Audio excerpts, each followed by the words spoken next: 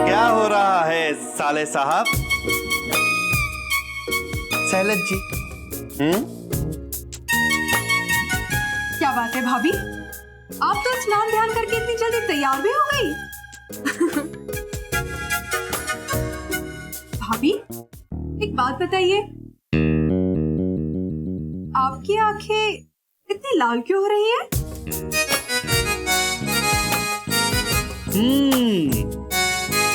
सैलद जी की आंखों के लाल लाल डोरे बता रहे हैं कि इन दोनों ने पूरी रात आंखों ही आंखों में गुजार दी। क्यों साले साहब, बिल्कुल सही कहा ना हमने? हाँ?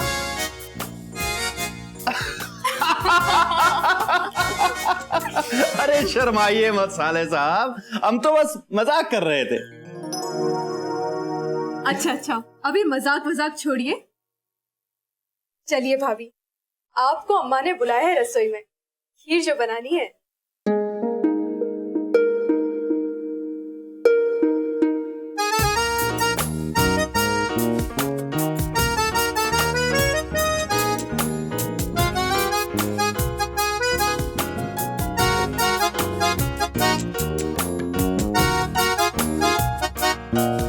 तो फिर साले साहब, कैसी रही आपकी पहली रात अपनी नई नवेली दुल्हन के साथ? चले खीर जी। अरे नहीं भाभी, ये नहीं, ये बनाना। अरे रुके, ये नहीं, इसे डालिए।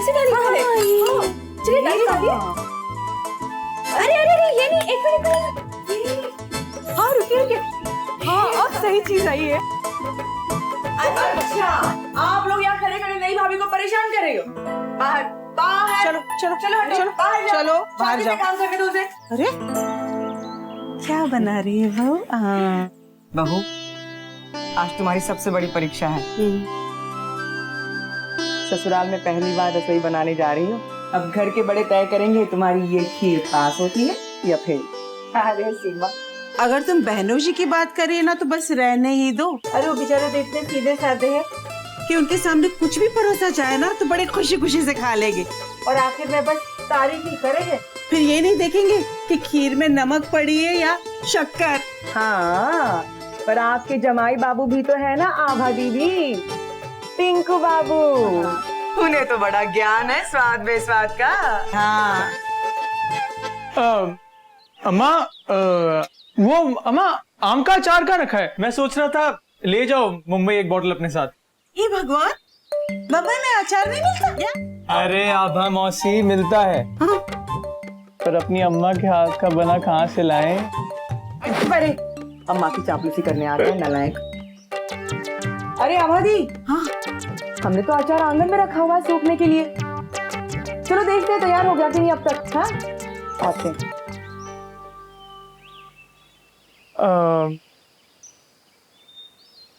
अचार तो एक बहाना था, मैं तो सिर्फ तुम्हारे लिए आया था यहाँ।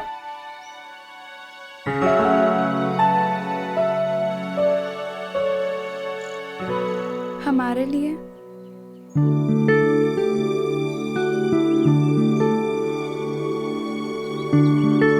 हाँ, वो ससुराल में खीर पहली बार बना रही हो ना?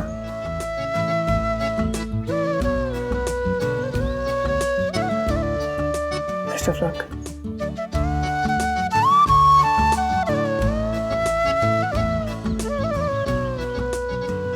और हाँ, ये अचार वाचार बनाना भी हमारी अम्मा से सीख लेना। हमें आता है।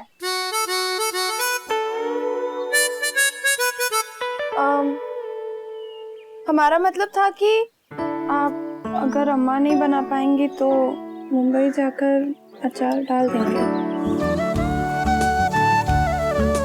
फिर तो हमारी लाइफ सेट मुंबई में। लो भाई, तुम्हारा अचार एकदम तैयार हो गया। इसे मैंने सफेद कपड़े से बांध दिया है कसकर, पर इतना ध्यान देना कि शीशी टेढ़ी ना हो जाए, न तो सारे कपड़े खराब हो जाएंगे। हाँ वाह मौसी। ले मेरा बच्चा, हो गई तैयार हो गई खीर? हाँ खीर बनी। अरे वाह,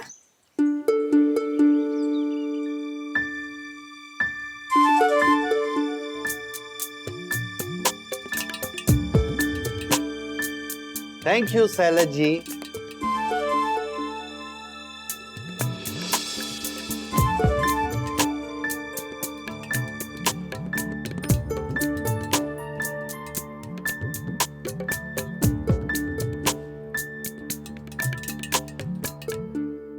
बहू, भाई वाह, बहुत अच्छी खीर बनाई है।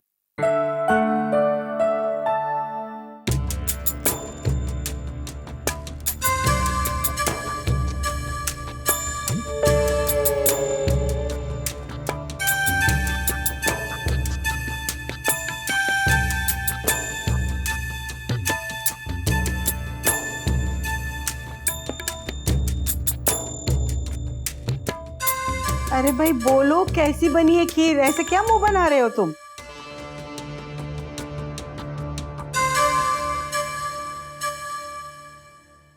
सैलड जी, A1 खीर है। हाँ,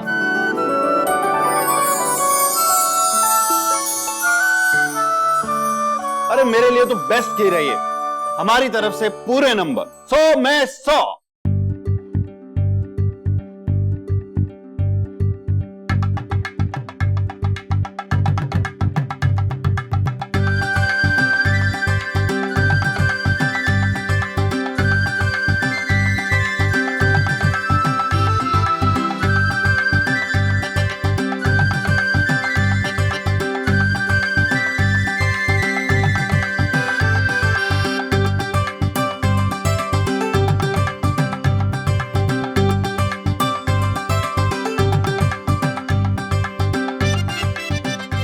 लीजिए मौसा जी। अरे मौसी जी तो बिना मतलब के टेंशन ले रही थी। अब हमारी सहेलत जी इतना अच्छा खाना पकाना जानती हैं, तो हमारे साले साहब को क्या तकलीफ हो सकती है।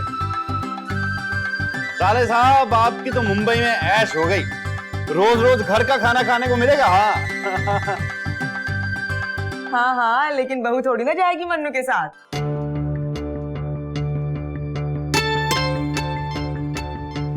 हाँ भाई, और नहीं तो क्या। अरे उसकी खुद के रहने का खाने का कोई ठिकाना नहीं होगा तो बेचारी बहू को लेकर कहाँ का फिरेगा वो, है? हाँ वैसे बात तो सही है। एक बार मन्नू भैया का मुंबई में ठौर ठिकाना लग जाए तो भाभी को भी साथ में ले जाएंगे।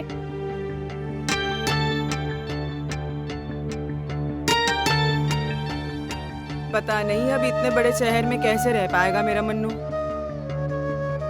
मैंने तो सुना है वहाँ किराए के मकान भी बड़ी मुश्किल से मिलते हैं। ये तो अच्छा हुआ कि मन्नू के दोस्त के यहाँ उसके रहने का बंदोबस्त हो गया है।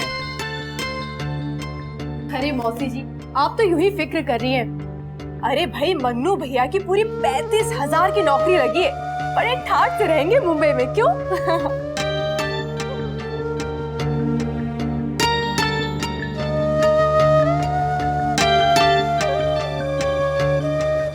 रिद्धि,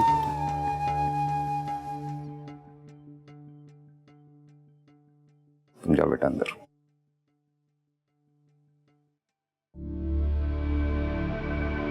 सीमा, मुझे लगता है कि बहू को मनन के साथ जाना चाहिए। अभी नई नई शादी हुई है, ऐसे मनन का अकेले जाना ठीक नहीं होगा। अरे क्या ठीक नहीं है बहनोई जी। अब देखिए ना, नई नई शादी हुई है तो नई बहू को कम से कम हमारे खानदान के तौर तरीके तो सीखने होंगे ना। हाँ, और वो अब ऐसे चली जाएगी तो वो तौर तरीके कौन निभाएगा और कब निभाएगी वो? वैसे भी मन्नू को शहर में 4 चीजें समझने में और देखने में वक्त लगेगा। जैसे ही बहू की जिम्मेदारी संभालने के लायक हो जाए ना वो, तो भेज दीजिएगा ना, क्या दिक्कत है इसमें आपको? लेकिन दीदी, हाँ ऐसे में दोनों मन महसूस के रह जाएंगे। सीमा, ये बात पूरी जिंदगी बच्चों के मन में बैठी रहेगी कि माँ बाप ने हमें साथ नहीं रहने दिया। अब मैं कैसे समझाऊं बहनों जी आपको? हाँ, मोम का दिल रख के गृहस्थी नहीं चलती, किसी ना किसी को तो बुरा लगना ही है।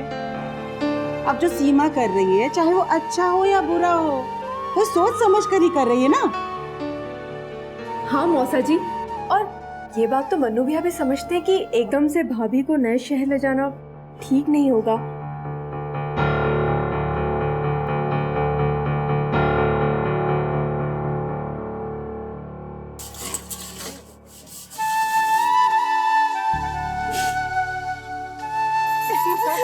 मैंने तो उसे एक और प्लेट दी ही नहीं। तू भी सीख ले, शादी के बाद काम करेगा। भाभी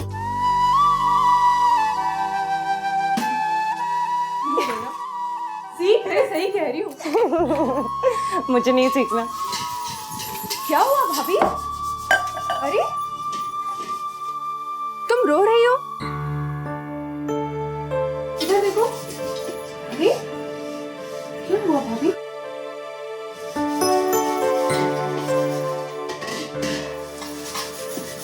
बहुत बुरा लग रहा है ना?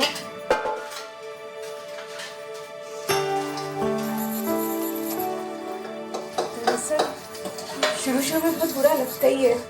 पति के बिना रहना आसान नहीं ना होता है। एक एक दिन का तो बहुत मुश्किल हो जाता है। और रात की तो बात ही मत पूछ। क्या बिनी दीदी, आप भी ना? अरे मैं सच कह रही हूँ, जब मेरी नई नई शादी हुई थी ना, तो तुम्हारे जीजाजी पूरे 2 हफ्ते के लिए किसी काम के सिलसिले में चले गए थे। हाय, मैं बस बता नहीं सकती हूँ वो पल मैंने कितनी मुश्किल से काटे थे। पर एक बात बताऊं, अब ये आलम है कि मैं मन्नतें मांगती हूँ कि 2 दिन की छुट्टी के लिए कहीं टूर पे चले जाए और कम से कम मैं चैन से सो तो सकूं। तू तो जानती है ना, तेरे जियाजी मुझे छोड़ते ही नहीं है। बस बस बिनी दीदी, और मैं नहीं सुन सकती। आप भी ना बिल्कुल बेशरम हो। कभी भी। अरे मेरी बात तो सुन।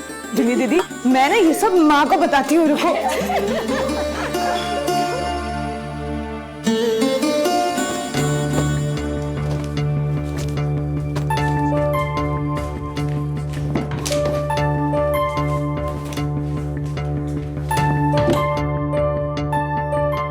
साले साहब,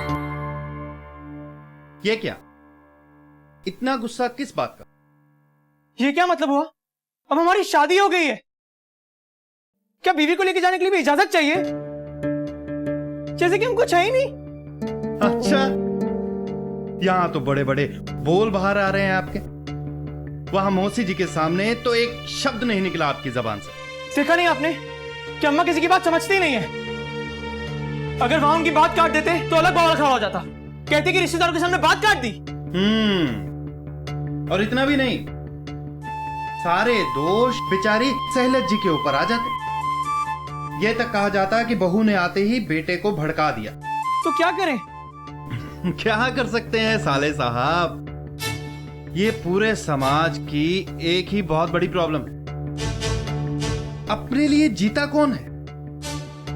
मौसी जी बेटे और बहू के लिए जी रही हैं, और बेटे और बहू मौसी जी की मर्जी पर। कोई समाधान नहीं है साले बाबू, कोई समाधान नहीं है। अब हुक्म तो मानना पड़ेगा, थोड़ी जुदाई तो सहन करनी पड़ेगी। क्या किया जाए? अच्छा तुम एक काम करो, वहां पहुंचते ही एक मकान ठीक करो। अरे चाहे वो किराए का हो, फिर ठाठ से ले जाना यहां से सहलत जी को। देखता हूं तुम्हें तब कौन मना करता है। कमाऊ पूत हजारों बातें मनवा सकता है अपने माँ बाप से, है कि नहीं? लो फिर इसी बात पर अपने इस गुस्से को थूक दो। ये लो सौंफ खाओ। अरे साले बाबू खाओ तो सही। सुबह तो बड़े रुआब से कह दिया था हमने कि ले चलेंगे तुम्हें अपने साथ। अब क्या कहें? क्या अम्मा के हुक्म के आगे छोड़ के जा रहे हैं तुम्हें? क्या सोचेंगे हमारे बारे में? वो कौन? देखिए जिया जी, अभी बिल्कुल भी मजाक के मूड में नहीं है इस समय। लगता है बड़ा ही संगीन मामला है। बीवी के आगे इज्जत की बात है। लेकिन तुम चिंता मत करो, हम कुछ ना कुछ जुगाड़ जरूर लगाएंगे। देखिए जीजा जी, आपके बहुत दावे सुन लिए मैंने। अब क्या करेंगे आप? कुछ नहीं हो सकता। आप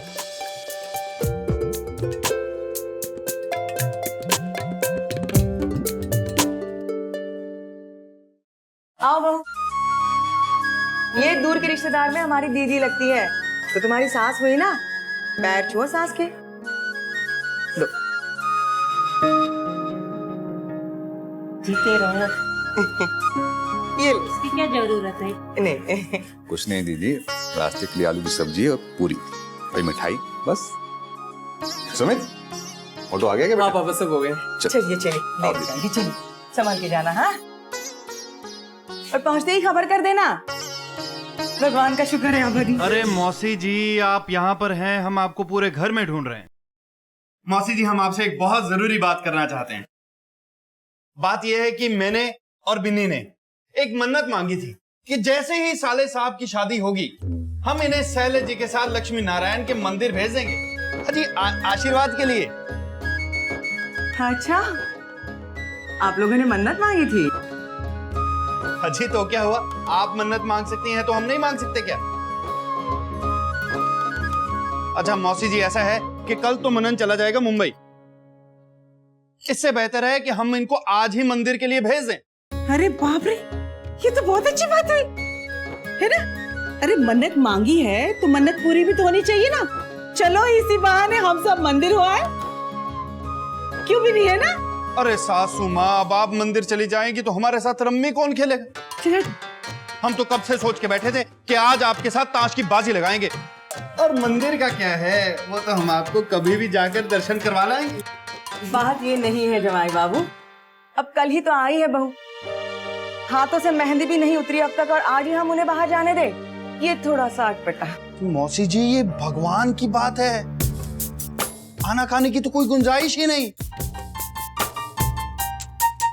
अब आप ऐसे मना करेंगी तो देखिए पाप हमारे से लग जाएगा।